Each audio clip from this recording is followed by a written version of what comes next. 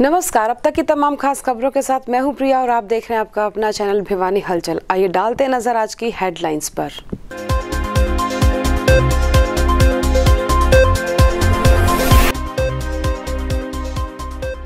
पंद्रह मई से रोड पर होंगी रोडवेज, ऑनलाइन बुकिंग के बाद कर सकेंगे सफर।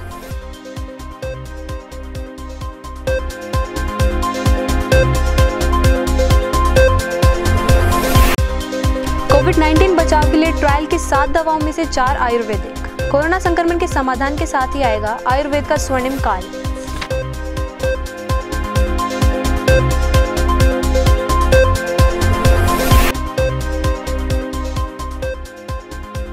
गर्मी का मौसम आते ही लोगों को याद आया गरीब का फ्रिज, बाजारों में बड़ी मांग।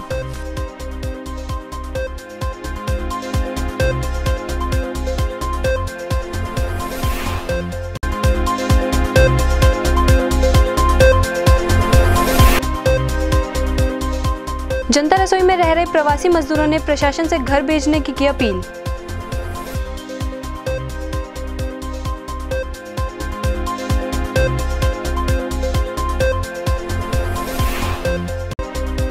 स्थानीय विद्यानगर क्षेत्र में वीरवार को स्वास्थ्य विभाग की टीमों द्वारा की गई 10,736 व्यक्तियों की स्क्रीनिंग।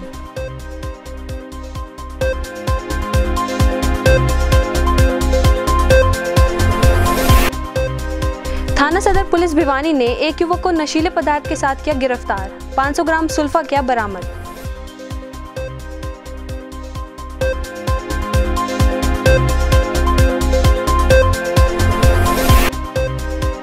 दोपहर में सूर्य देव के दर्शन के साथ हुई ओलावृष्टि, तापमान में आई गिरावट, लोगों को मिली बड़ी राहत।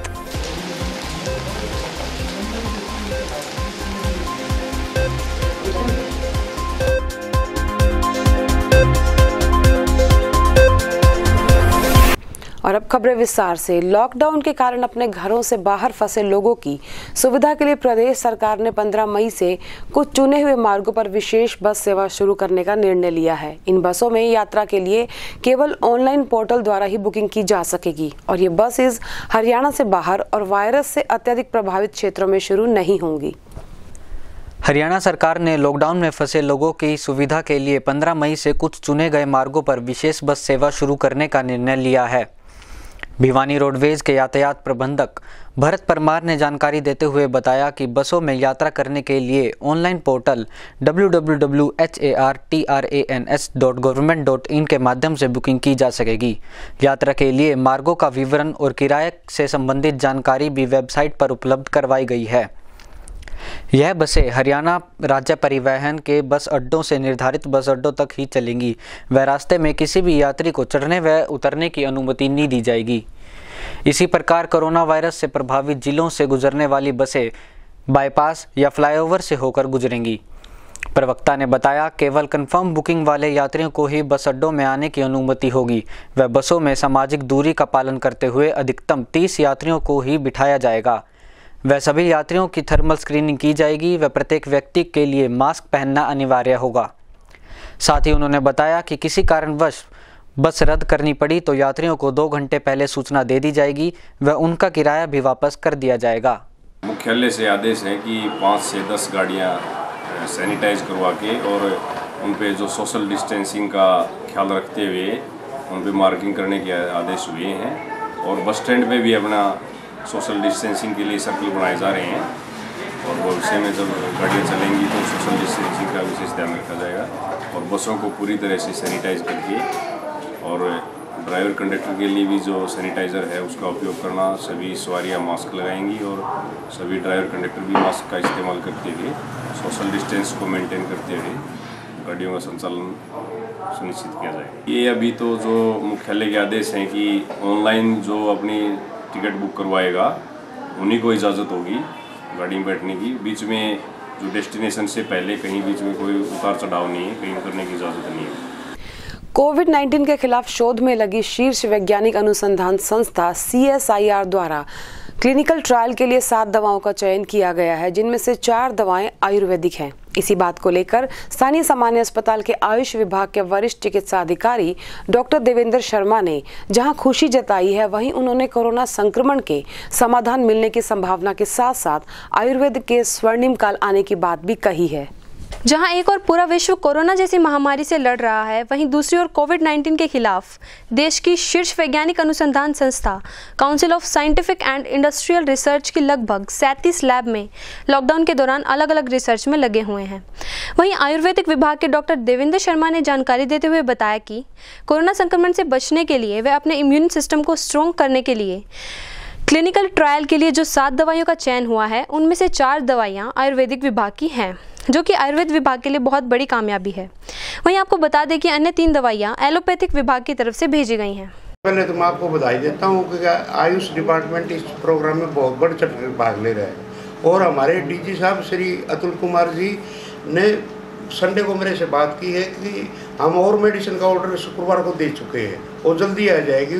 वो किट भी हम सारी जगह बांटेंगे, ठीक है जी। और जो रिसर्च सेंटर है इंडिया का, उसमें 7 दवाइयाँ की रिकमेंडेशन हुई है, जिसमें से 4 दवाइयाँ आयुर्वेदिक हैं, जो हम आपको दे भी रहे हैं। मैंने लगभग एरिया कवर कर लिया है इसमें किट बांटने में, और भी हम लग रहे हैं। 2-3 दिन में और मेडिसिन आ जाएंगी और बांटने हम शुरू करते हैं। सर, कौन कौन सी दवाइयों का चयन हुआ है उसके अंदर?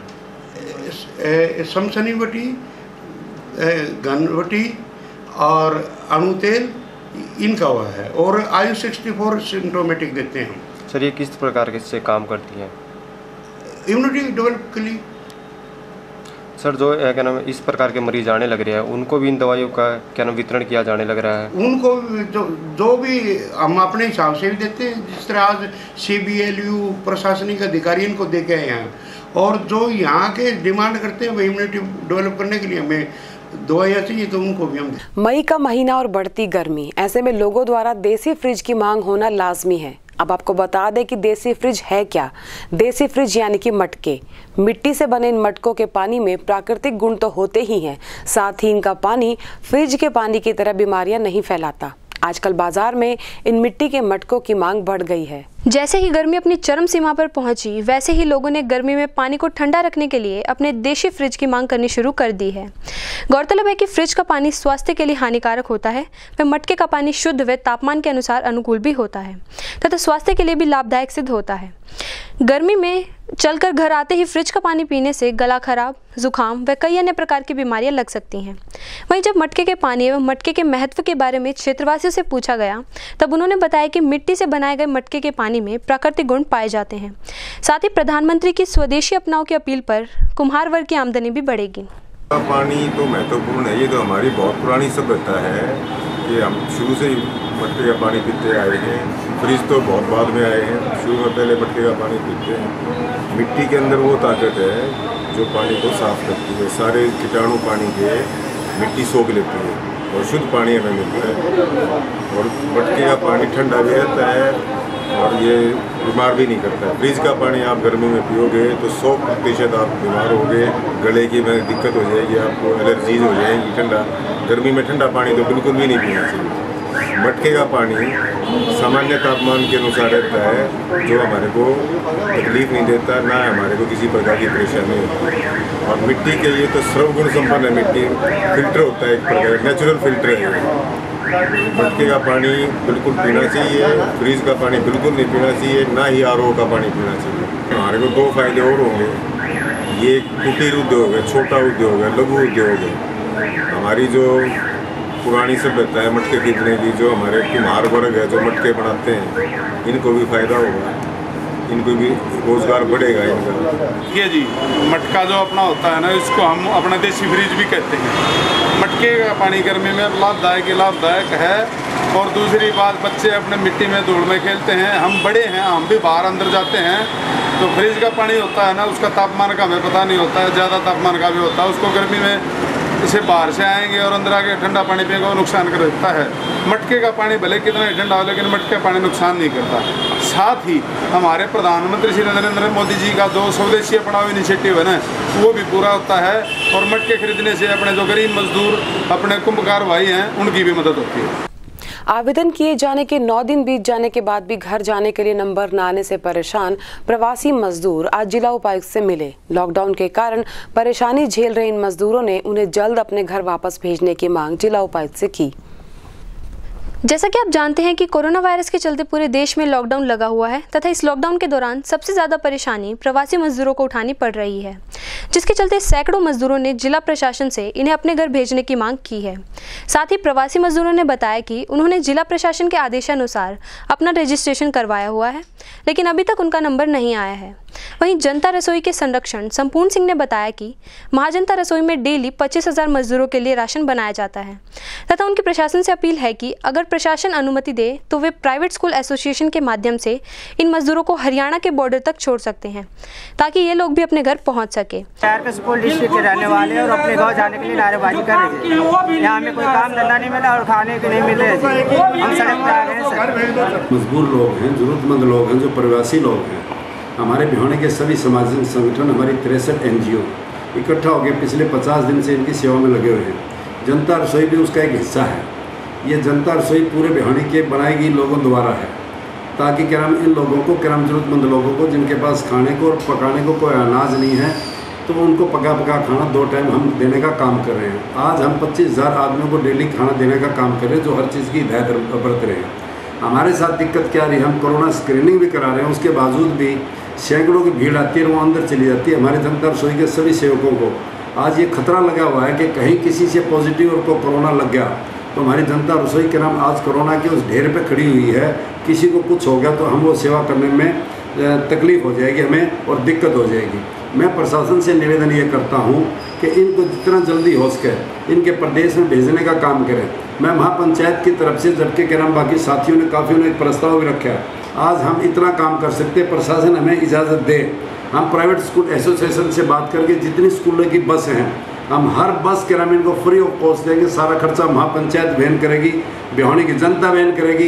इन तरफते लोगों को, छोटे छोटे बच्चों को वहाँ के यूपी के हों तो यूपी के बॉर्डर तक भेजने का काम करेंगे, राजस्थान है तो राजस्थान के बॉर्डर तक काम करेंगे, MP तो MP के बॉर्डर तक पहुँचाने का काम हमारी महापंचायत फ्री ऑफ कॉस्ट करने के लिए तैयार है। हमें पहले से 280 व्यक्ति रोके हुए हैं, वहाँ और व्यवस्था है, खाने की व्यवस्था है, रहने की व्यवस्था है। इनको शायद पता नहीं है, ये गुजरानी पे जो शेल्टर होम है ना वहाँ पे उनको वहाँ पे एडजस्ट किया गया है, वो वहाँ पे ठहरे हुए हैं। कुछ लोग ये आए हैं, अभी इनको किसी ने यहाँ कैसे आए हैं अभी हम इनसे बात करेंगे और इनकी रहने की व्यवस्था जो है वो करवाएंगे। वहीं 4 महीने की गर्भवती मजदूर महिला ने भी जिला उपायुक्त से मिलकर उसे घर भेजने की गुहार लगाई।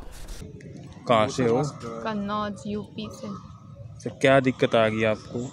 उसने हमारा मेडिकल चल रहा है, प्रेगनेंसी भी है और अब पैसे हैं नहीं इलाज कराने के लिए, घर जाना चाह रहे हैं।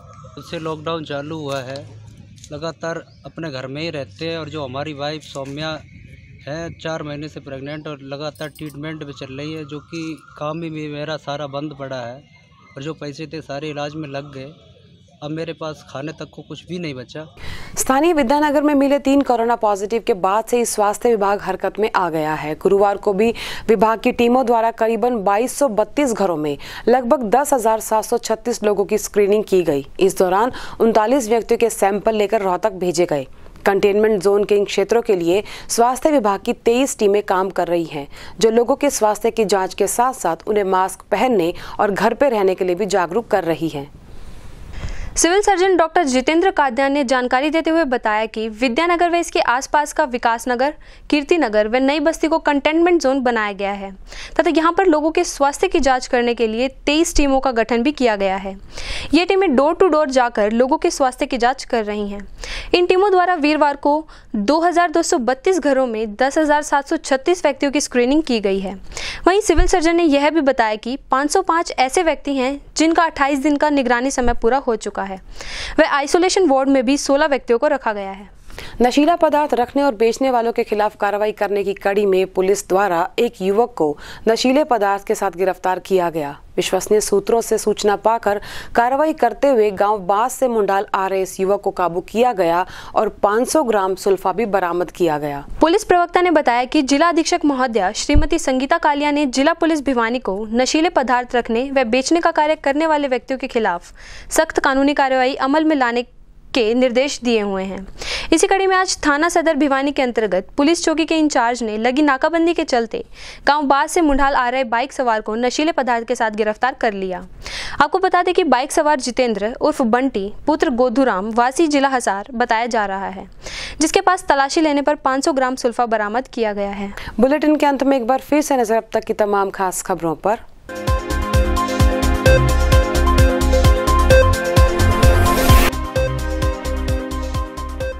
15 मई से रोड पर होंगी रोडवेज, ऑनलाइन बुकिंग के बाद कर सकेंगे सफर।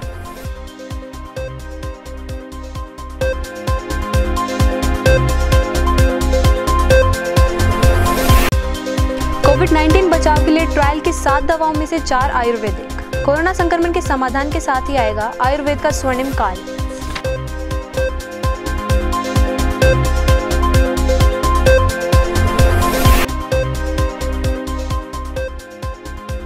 गर्मी का मौसम आते ही लोगों को याद आया गरीब का फ्रिज, बाजारों में बड़ी मांग।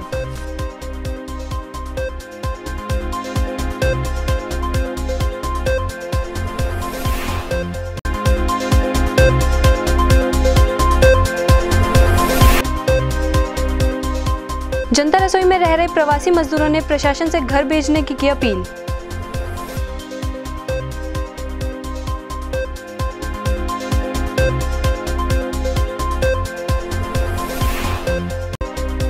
स्थानीय विद्यानगर क्षेत्र में वीरवार को स्वास्थ्य विभाग की टीमों द्वारा की गई 10,736 व्यक्तियों की स्क्रीनिंग।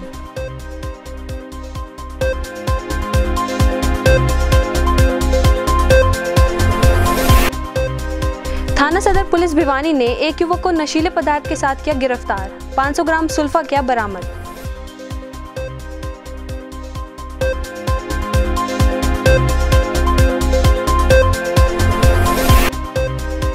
दोपहर में सूर्य देव के दर्शन के साथ हुई ओलावृष्टि, तापमान में आई गिरावट, लोगों को मिली बड़ी राहत।